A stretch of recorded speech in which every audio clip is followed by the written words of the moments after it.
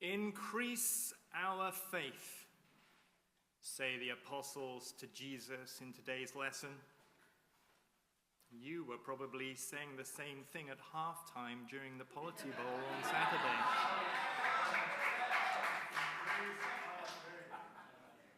We were down 2 touchdowns to 0, and I, for one, was saying, "Increase my faith, O Lord."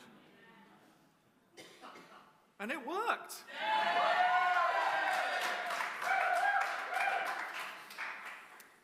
But I want to turn from a topic about which I know admittedly nothing, flag football, to one I know a lot about, the Oxford movement.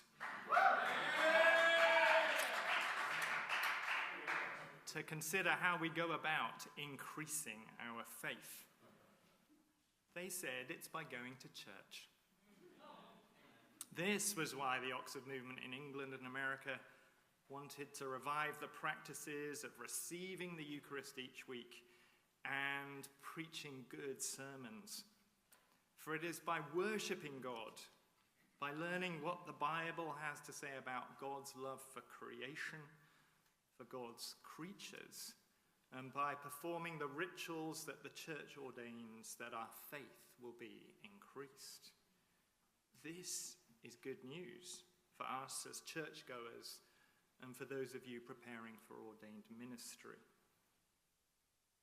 Jesus said, if you had the faith the size of a mustard seed, you could say to this mulberry tree, be uprooted and planted in the sea, and it would obey you. Or in another version of the same saying, with only the smallest faith, you could move a mountain. Jesus' teaching used a lot of natural images about creation and God's creatures.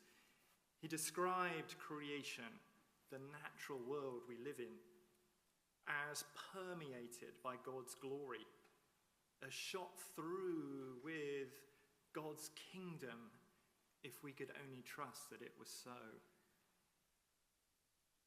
But if you had the size of a mustard seed, could you really shape nature to do your will? I don't think Jesus' words are meant to be taken literally. Instead, it's hyperbole, deliberately over the top. Another translation of the Greek word for faith is, of course, trust. So this over-the-top image tells us to trust that God is shaping nature to God's will. God is the one who made the mustard seed and raised up mountains. If you could only see it, Jesus is saying, if you only had trust, then you would see God's awesome purpose for the world and your life in it. The language used in our media and our politics are deliberately over the top too, though in a bad way. The natural images we hear are often ones of domination. It's survival of the fittest, dog eat dog, in which might makes right. The law of nature, we are told, is that only the strong and the smart survive, while the weak, the stupid, and the lazy fail, and deservedly so. Jesus, on the other hand, tells us that mustard-sized faith can change the world because faith recognizes God is changing the world. This is a very different viewpoint, not survival of the fittest, but a faith in the God who made nature, in which God has a purpose for all human life, mine and yours. Certainly there will be personal suffering, as often we see in the natural world, but the followers of Christ know that service to God and to others, though it sometimes leads to painful sacrifice, is the true purpose of creation.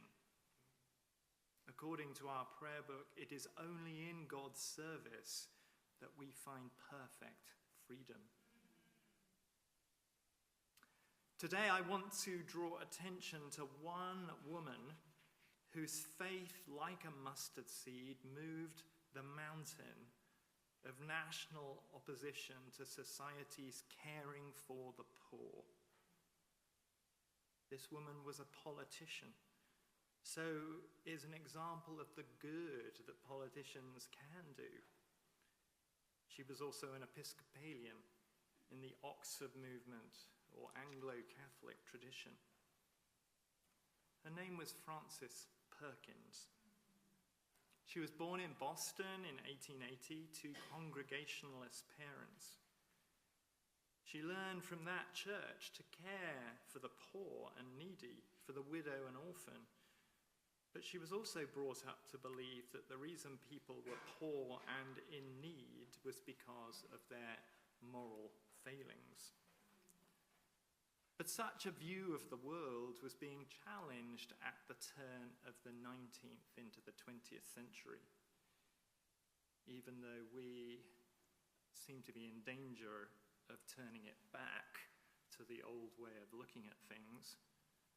For as food insecurity grows in our nation and in this community, Perkins's work can serve as a hopeful story that change is possible for those with faith.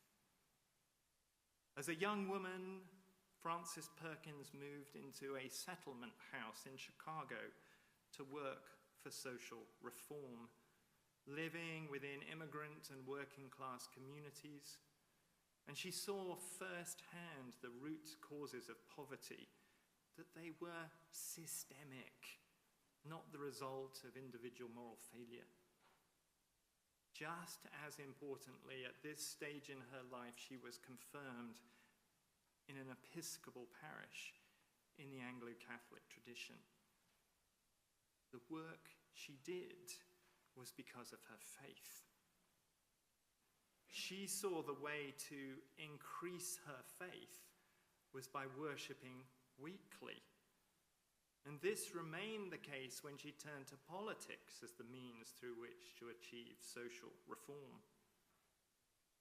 By now, she had diagnosed the need for an insurance system that folks could pay into while they were employed, but which would pay them when they were too old to work. She twice went to England to learn about unemployment insurance. And while she was there, met with Anglo-Catholics interested in social reform at Keble College, Oxford. She worked alongside Franklin Delano Roosevelt in New York state politics. And when he was elected president in 1932, he asked her to become his Labour secretary. Before taking the role, in a classic case of imposter syndrome, she worried that as the first woman in the cabinet, she would be a failure and set back the cause of women. She wrote to her bishop to see if she should take the role. In a classic case of Episcopal bishops, the bishop's reply compared her to a male soldier going to war for the national good. Somehow, she still took the job, and she became the longest serving Labour secretary in history. Frances Perkins did not believe that only the strong and the smart survive, while the weak and stupid and lazy fail, and deservedly so. She was responsible for introducing first a federal minimum wage and then the insurance system we call Social Security. She did this at the same time as attending church and ensuring that one day a month she went on silent retreat with the Sisters of the Poor, an Anglo-Catholic order of nuns in Maryland. So take heart. Be of good cheer.